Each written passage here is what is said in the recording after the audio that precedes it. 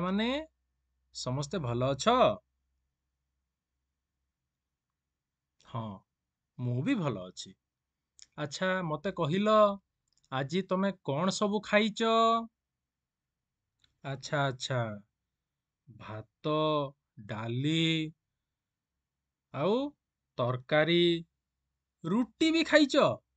କିଏ ଖାଇଛ ହାତ ଟେକିଲ? ହଁ ହଁ ହଁ, ବଢିଆ। ଆଉ କଣ ଖାଇଛ? ଆଚ୍ଛା, କଦଳୀ ବି ଖାଇଛ? ବହୁତ ବଢିଆ। ଠିକ ଅଛି। ଏଇଟା କଣ ଦେଖୁଛ କହିଲ? ହଁ, କଦଳୀ, ଅଙ୍ଗୁର, ଲେମ୍ବୁ, ପିଆଜ ଆଉ କଣ ଅଛି? ଗାଜର, ସେଓ। ଆଚ୍ଛା ଆଚ୍ଛା, ସବୁ ଖାଦ୍ୟ ଜିନିଷ ଅଛି ନାଇଁ? ଏ ଭିତରୁ ତମକୁ କଣ ଖାଇବା ପାଇଁ ଭଲ ଲାଗେ କହିଲ? କଦଳୀ ଭଲ ଲାଗେ କି ନାଇଁ? ଆଉ ଅଙ୍ଗୁର? ହଁ, ସବୁ ଜିନିଷ ଖାଇବା କଥା ନା ଆଉ। ବଢିଆ, ସବୁ ଖାଉଛଟି? ହଁ ହଁ, ଠିକ ଅଛି। ଆଉ ଏଇଟା ତରଭୁଜ, କୋବି, ଶିମଳା ଲଙ୍କା ଆଉ କଣ ଅଛି? ଚିକୁ ବି ଅଛି ନାଇଁ? ଆଚ୍ଛା, ତମେ ଜାଣିଛ ତାହେଲେ। ବଢିଆ। ଆଉ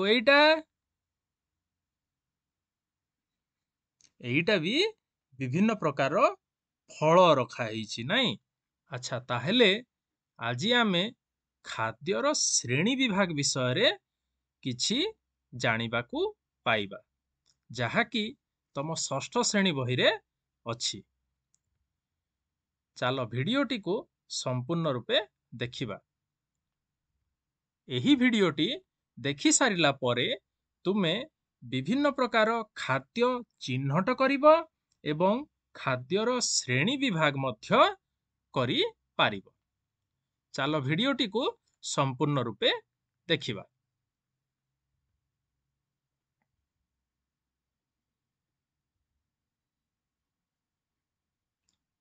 ଏଠି ଆହୁରି ଖାଦ୍ୟ ରଖା ହେଇଛି ନାଇଁ?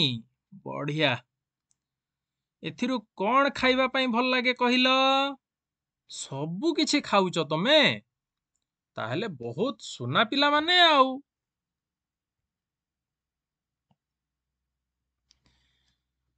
ଆଚ୍ଛା, ମତେ କହିଲ ଆମେ ଖାଦ୍ୟ କାହିଁକି ଖାଇଥାଉ? ତମେ ନ ଖାଇକି କେତେ ଦିନ ପର୍ଯ୍ୟନ୍ତ ରହିପାରିବ କହିଲ? ମୁଁ ତ ଗୋଟେ ଦିନ ବି ରହିପାରିବିନି। ତମେ କିଏ ରହିପାରିବ? ନା ନା, ଆମେ କାହିଁକି ଖାଦ୍ୟ ନ ଖାଇକି ରହିବା? ଖାଦ୍ୟ ନ ଖାଇଲେ ଆମ ଶରୀର ଦୁର୍ବଳ ହୋଇଯାଏ ଆଉ ପେଟ ବି କାମୁଡି ଥାଏ। ଆଉ କଣ ହୁଏ କହିଲ? ହଁ, ମୁଣ୍ଡ ବୁଲେଇ ହୋଇଥାଏ। ଆଉ ହଁ, ବହୁତ ବଢିଆ। ଖାଦ୍ୟ ନ ଖାଇବା ଦ୍ୱାରା ଆମେ ଧୀରେ ଧୀରେ ରୋଗାକ୍ରାନ୍ତ ହେଇଥାଉ। ସବୁ ଜାଣିଛ ତାହେଲେ। ସେଥିପାଇଁ ଖାଦ୍ୟ ଖାଇବା ନିହାତି ଆବଶ୍ୟକ ନାଇଁ?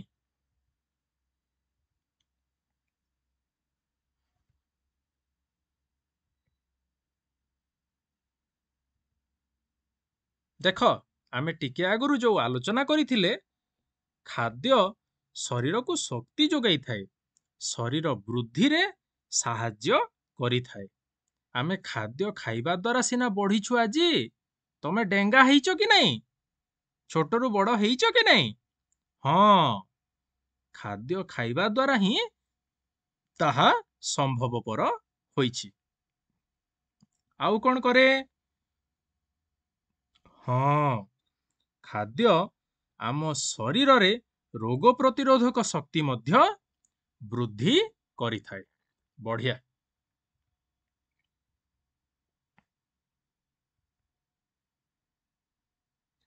ଏଇଟା କଣ ଦେଖିଲ?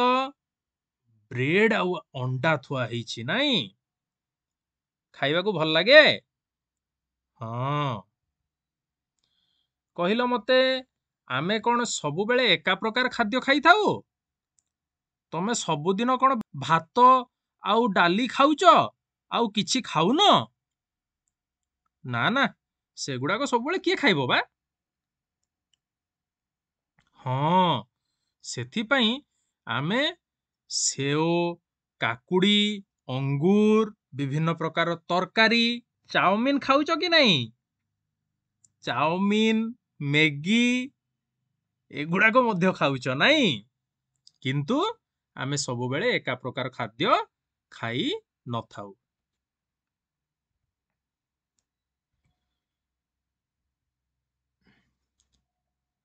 ଦେଖ, ଆମେ ସବୁବେଳେ ଏକା ପ୍ରକାର ଖାଦ୍ୟ ଖାଉନାହୁଁ, କାରଣ ଭିନ୍ନ ଭିନ୍ନ ଖାଦ୍ୟରେ ବିଭିନ୍ନ ପ୍ରକାର ପୋଷକ ରହିଥାଏ।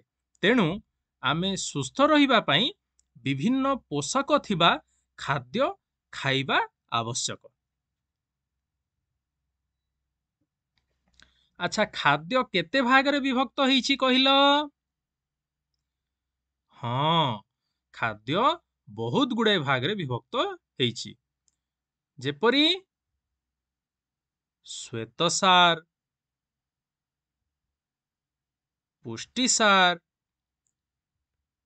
ଆଉ ସ୍ନେହସାର, ଜୀବସାର ତଥା ଖଣିଜ ଲବଣ ଏବଂ ପାଣି ପିଇଥାଅ କି ନାହିଁ? ହଁ, ଜଳ।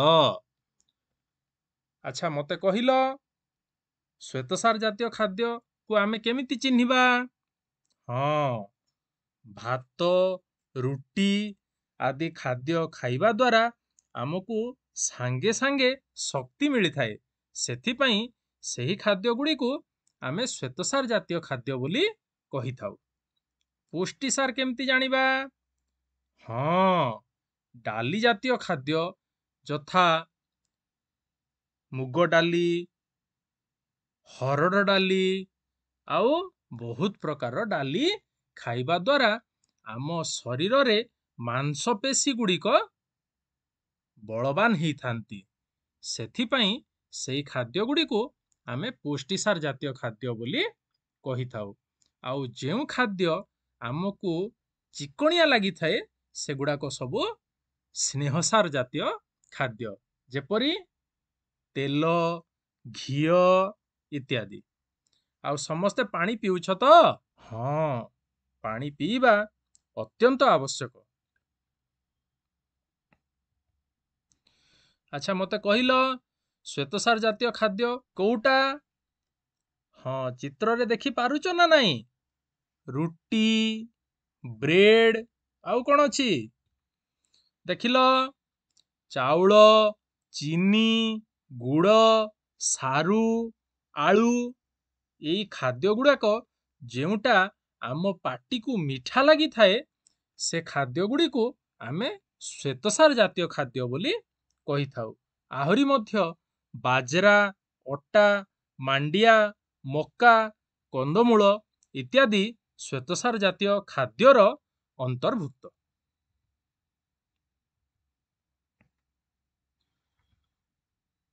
ଆଚ୍ଛା, ଦେଖିଲ, ପୁଷ୍ଟିସାର ଜାତୀୟ ଖାଦ୍ୟ ଏବେ ଆସିଗଲା। କିଏ ଖାଇବ? କେଉଁଟା ପୁଷ୍ଟିସାର ଜାତୀୟ ଖାଦ୍ୟର ଅନ୍ତର୍ଭୁକ୍ତ? ଆସ ଜାଣିବା। ଯେପରି ଟିକେ ଆଗରୁ କହିଲି, ସବୁ ଡାଲି ପୁଷ୍ଟିସାର ଜାତୀୟ ଖାଦ୍ୟର ଅନ୍ତର୍ଭୁକ୍ତ। ଆଉ ସୋୟାବିନ କିଏ ଖାଉଛ କି ନାହିଁ? ହଁ, ଆମେ ସମସ୍ତେ ଖାଇଥାଉ। ଛତୁ, ମାଛ, ମାଂସ, ଅଣ୍ଡା ଏଗୁଡ଼ାକ ସବୁ ପୁଷ୍ଟିସାର ଜାତୀୟ ଖାଦ୍ୟର ଅନ୍ତର୍ଭୁକ୍ତ।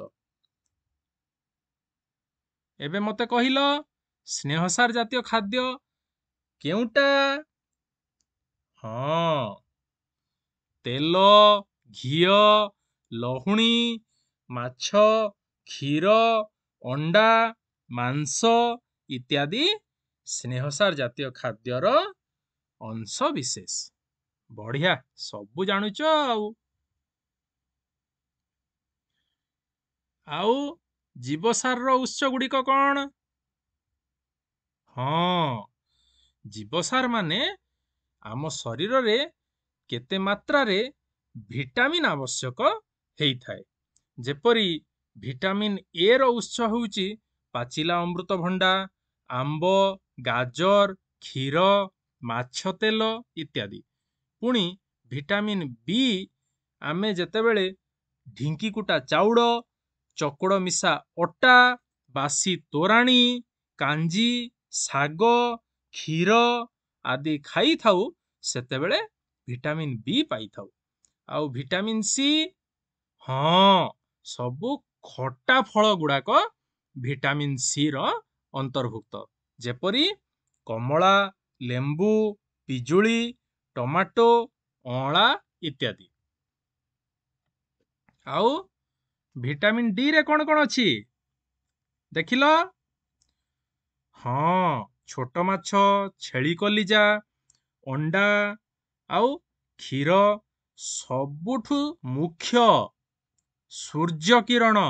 ସେଥିପାଇଁ କୁହାଯାଏ ଭିଟାମିନ୍ ଡି ଯଦି ଦରକାର ତ ସକାଳେ ସୂର୍ଯ୍ୟ କିରଣରେ କିଛି ସମୟ ବସିବା ପାଇଁ ଉପଦେଶ ଦିଆଯାଏ। କାହିଁକି ନା ସକାଳର ସୂର୍ଯ୍ୟ କିରଣ ଆମ ଚର୍ମ ଉପରେ ପଡ଼ିଲେ ଭିଟାମିନ୍ ଡି ଆପେ ଆପେ ତିଆରି ହେଇଥାଏ। ସେଥିପାଇଁ ଶିଶୁକୁ ସକାଳ ସୂର୍ଯ୍ୟ କିରଣରେ କିଛି ସମୟ ବସିବା ପାଇଁ ବା ଶୋଇବା ପାଇଁ ଦିଆଯିବ ଆବଶ୍ୟକ। ଆଉ ଭିଟାମିନ୍ ଇ ରେ କ'ଣ ଅଛି? ହଁ, ଗଜାମୁଗ, ଗଜାବୁଟ, ରାଶି ତେଲ, ସୂର୍ଯ୍ୟମୁଖୀ ତେଲ ଆଉ ବିଭିନ୍ନ ପ୍ରକାର ଫଳ ଖାଇବା ଦ୍ୱାରା ଆମେ ଭିଟାମିନ୍ ଇ ପାଇଥାଉ। ଆଉ ଭିଟାମିନ୍ କେ, ହଁ, ବିଭିନ୍ନ ପ୍ରକାର ଶାଗ, ମାଛ, କ୍ଷୀର, ମାଂସ, ସଜ ପନିପରିବା, ଫଳ ଆଉ ବନ୍ଧାକୋବି ଖାଇଲେ ଆମେ ଭିଟାମିନ୍ କେ ପାଇଥାଉ। ଆମ ଶରୀର କିଛି ମାତ୍ରାରେ ଖଣିଜ ଲବଣ ମଧ୍ୟ ଆବଶ୍ୟକ କରିଥାଏ। ଯେପରି କ୍ୟାଲସିୟମ ଯୁକ୍ତ ଲବଣ ଆମକୁ ଚୁନା ମାଛ, ମାଛ କଣ୍ଟା, କ୍ଷୀର, ମାଂସ, ଶାଗ ଇତ୍ୟାଦିରୁ ମିଳିଥାଏ। ଆଉ ଲୌହଯୁକ୍ତ ଲବଣ ଆମକୁ ସଜନା ଶାଗ, ପୋଇ, ଭେଣ୍ଡି, କଦଳୀ, ମାଣ୍ଡିଆ, ପାଳଙ୍କ ଇତ୍ୟାଦିରୁ ମିଳିଥାଏ। ଆୟୋଡିନ ଯୁକ୍ତ ଲବଣ ସଜନା ଛୁଇଁ, ସମୁଦ୍ର ମାଛ, ସମୁଦ୍ର କୂଳବର୍ତ୍ତୀ ଅଞ୍ଚଳରେ ହେଉଥିବା ପରିବା, ଫଳ ଆଉ ଆୟୋଡିନ ଯୁକ୍ତ ଲୁଣ ଠାରୁ ମିଳିଥାଏ। ଦେଖିଲ, ଆମେ ପାଣି କେମିତି ପିଇଥାଉ? ଆମେ ଜଳକୁ ସିଧାସଳଖ ପାନୀୟ ଭାବରେ ଏବଂ ଖାଦ୍ୟ ମାଧ୍ୟମରେ ପରୋକ୍ଷ ଭାବରେ ଗ୍ରହଣ କରିଥାଉ, ଯାହା ଆମ ଶରୀରକୁ ଯାଇ ଆମକୁ ସବୁବେଳେ ସତେଜ ରଖିଥାଏ।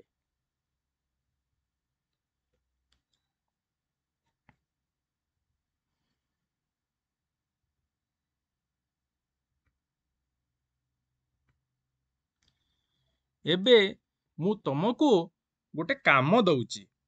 ତମେ ନିମ୍ନରେ ଥିବା ପ୍ରତ୍ୟେକ ପ୍ରକାରର ଖାଦ୍ୟର 3ଟି ଲେଖାଏଁ ଉଦାହରଣ ନିଜ ଖାତାରେ ଲେଖିବ।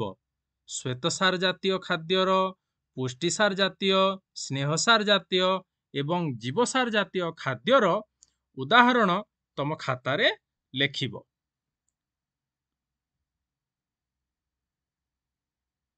ଆଚ୍ଛା ପିଲାମାନେ, ଆମେ ବହୁତ ଗୁଡ଼ାଏ ଜିନିଷ ଆଜି ଆଲୋଚନା କଲେ। ସେଥିପାଇଁ ତୁମ ସମସ୍ତଙ୍କୁ ଏହି ଭିଡ଼ିଓଟି ସମ୍ପୂର୍ଣ୍ଣ ରୂପେ ଦେଖିଥିବାରୁ ଧନ୍ୟବାଦ। ରହିଲି, ପୁଣି ଦେଖା ହେବା ଆଉ ଗୋଟେ ଭିଡ଼ିଓରେ। Thank you.